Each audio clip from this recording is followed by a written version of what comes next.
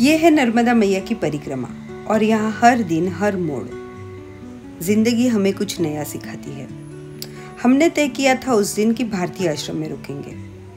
मन में शांति थी क्योंकि हमारे पास एक योजना थी, लेकिन परिक्रमा की राहें और जीवन की सच्चाइयाँ ये तो अपने नियमों पर ही चलती है और जैसे अक्सर होता है उस दिन भी हमारे निर्णय के विपरीत हो। भारतीय आश्रम में हमारे लिए कोई जगह नहीं थी क्योंकि अगले दिन महाशिवरात्रि के लिए हमारी राष्ट्रपति द्रौपदी मुर्मू जी आने वाली थी शूलपाणेश्वर महादेव के दर्शन के लिए। तो हमने फैसला किया कि हम हरिधाम आश्रम रुकेंगे। शुरुआत में ये फैसला एक समझौता था, पर जैसे ही हम आश्रम पहुंचे सब कुछ बदल गया। वहाँ एक संस्कृत गुरुकुल था। नन्हे नन्हे बच्चे वेदों का उच्चारण कर रहे थे, पुराणों को जी रहे थे। वो माहौल, वो ऊर्जा, मानो हम किसी और ही लोक में आ गए हो।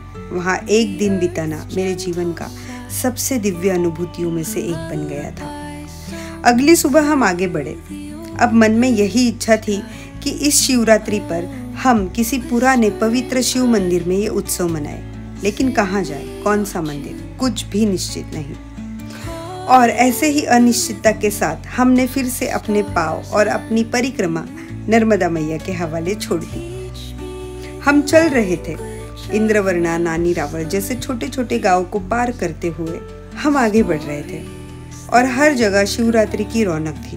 ढोल, भजन, आरती, प्रेम, बहुत कुछ था। और आखिर में हमने सोचा कि आज हम रामपुरा जाएंगे।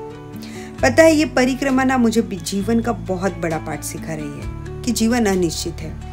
हम जो चाहते हैं वो हमेशा नहीं मिलता और जो मिलता है वो शायद हमने कभी सोचा ही नहीं होता।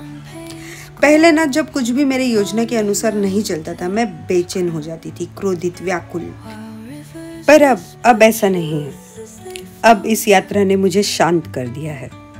अब मैं इस अनिश्चितता को स्वीकार कर रही हूँ, इसे गले लगा रही हूँ, इसके साथ जीने लगी हूँ, क्योंकि मुझे एक बात तो समझ आ गई है कि जीवन में कुछ भी निश्चित नहीं है और ये अनिश्चितता ही इसे और सुंदर बनाती है।